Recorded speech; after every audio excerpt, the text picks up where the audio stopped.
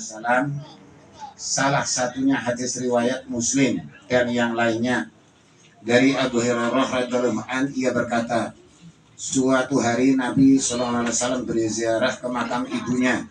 Lalu beliau menangis dan orang-orang di sekitar beliau pun ikut menangis. Lalu beliau bersabda, aku meminta izin agar Tuhanku mengampuni ibuku, namun aku tidak diizinkan. Kemudian aku minta izin agar diperbolehkan menziarahi kuburnya, dan Allah pun mengizinkannya. Oleh karena itu berziarahlah kalian, karena sesungguhnya ia bisa mengingat kematian. Dalam arti ziarah menjadi nasihat atau pelajaran serta pengingat kematian dan kepergian. Hadis di atas diperkuat dengan hadis riwayat Ahmad. Ia menuturkan hadis ini didukung para perawi yang bisa dijadikan hujah. Dari Abu Sa'id Al-Khudri radhiyallahu anhu, Rasulullah SAW bersabda, sesungguhnya aku pernah melarang kalian berziarah kubur, namun sekarang berziarahlah, karena sesungguhnya di dalam ziarah ada pelajaran. Dalam hadis Ibnu Majah melalui jalur perawi yang sahih dari Ibnu Mas'ud radhiyallahu anhu, Rasulullah SAW bersabda, sesungguhnya aku pernah melarang kalian berziarah kubur, lalu ziarahlah kalian ke kuburan, karena ia bisa meredam keinginan duniawi dan mengingatkan kehidupan akhirat. Artinya ziarah kubur bisa mendorong seseorang pada sifat qanaah. Nah, qanaah artinya orang yang serba menerima apapun yang diberikan oleh Allah, sekaligus mencegah daripada perbuatan tamak dan rakus terhadap harta benda duniawi. Adapun manfaat ziarah kubur sangat terasa dan nyata. Yang seorang peziarah pasti akan mati dan ingat tempat kembalinya kelak.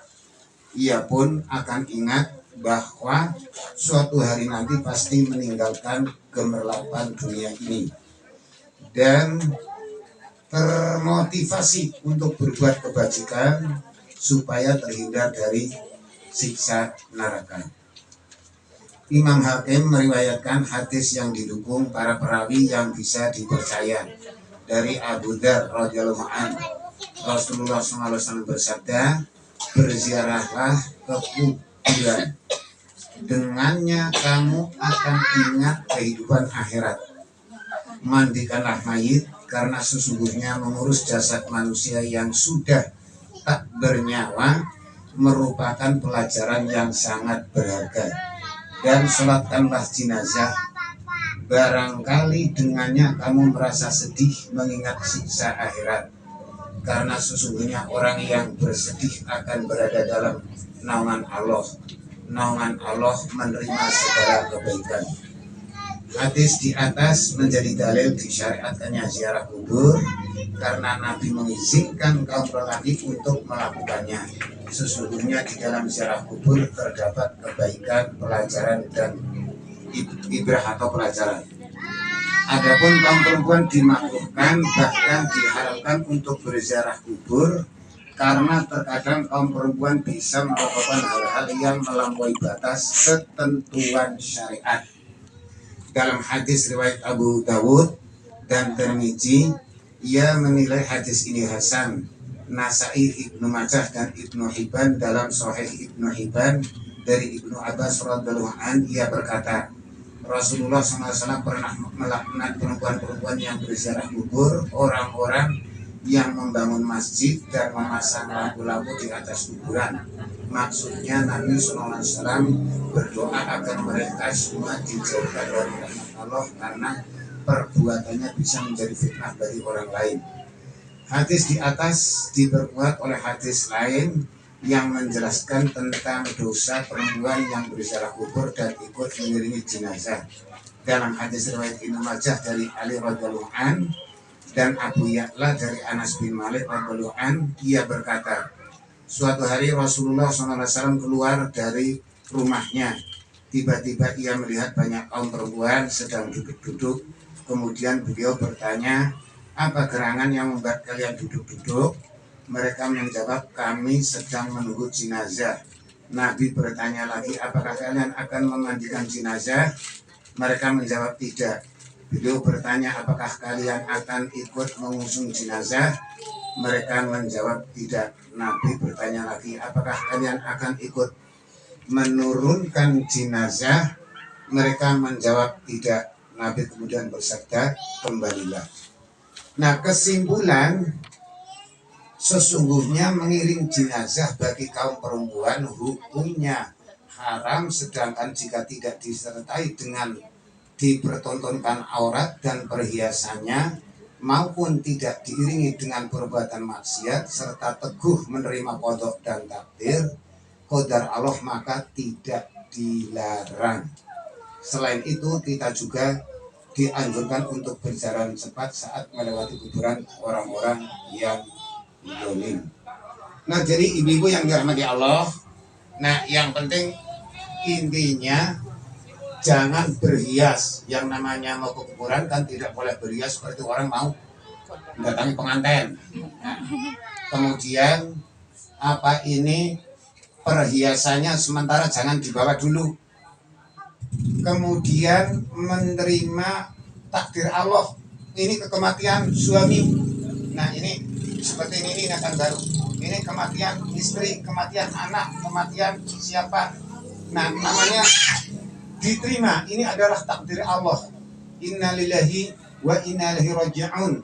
Maka apabila seperti ini ingat, misalnya ingat aki atau kangen, nah bisa membaca innalillahi wa inna ilaihi raji'un. Ya berapa 40 atau berapa? Allahumma jurni fi musibati wa akhlif li khairan minha. Nah, intinya apabila sabar, kalau netes air mata nggak apa-apa. Ini makam. Ini contoh makam. Misalnya seorang mendoa, Allahumma gfir lahuma warhamhuma wa'afihima, misalnya untuk kedua orang tua. Atau Allahumma gfir laha warhamha wa'afiha wa'fu anha. Ini enggak apa-apa. Yang dilarang menangis. Menangis betulan itu.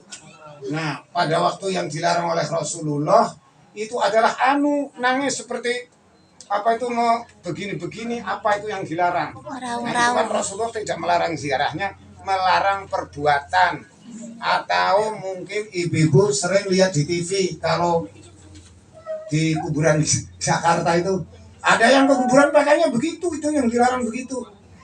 Nah, itu kan untuk pelajaran, maksudnya supaya untuk pelajaran diri kita. Nah, untuk pelajaran diri kita supaya kita kan di situ wa inna insyaallahu bikum lahikun wa ahli kubur. Saya juga akan seperti kamu. Cuma waktunya yang belum mengerti. Mungkin 3 tahun lagi, mungkin berapa lagi.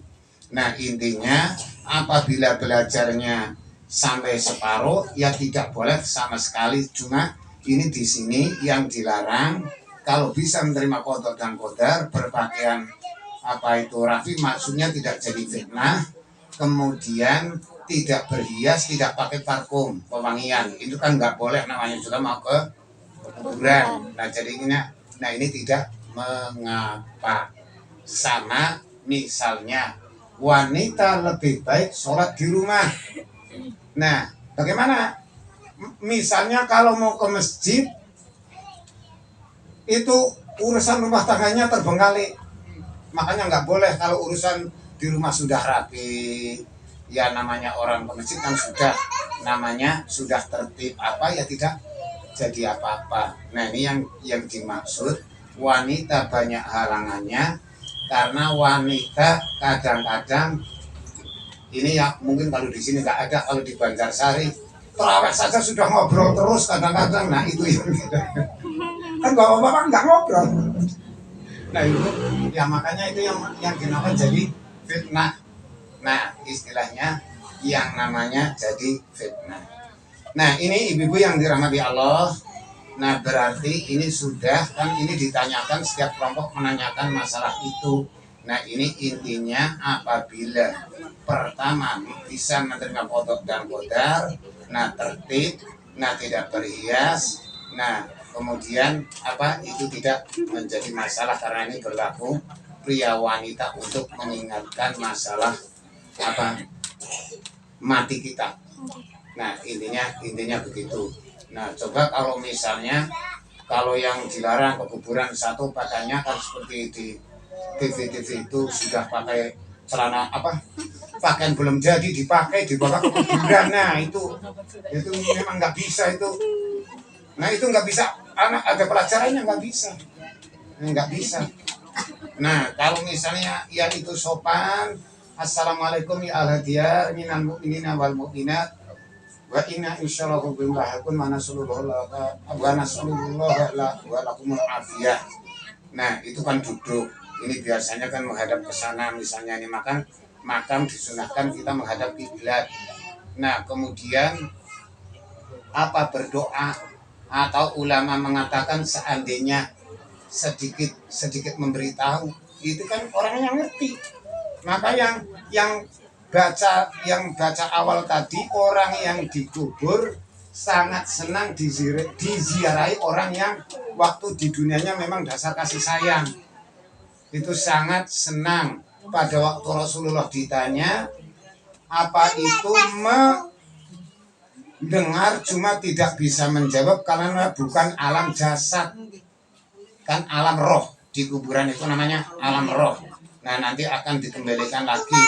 Dan juga apa itu bagi yang hidup, nah terserah. Misalnya seperti ini kan tadi saya jamak Fatihahnya untuk mukminin mukminat, doanya Allahumma fir lahum warhamhum, kalau itu artinya abaina wa ummahatina, abaihi wa ikhwanihi, istilahnya itu keluarga dan saudara-saudara mukmin, ikhwan.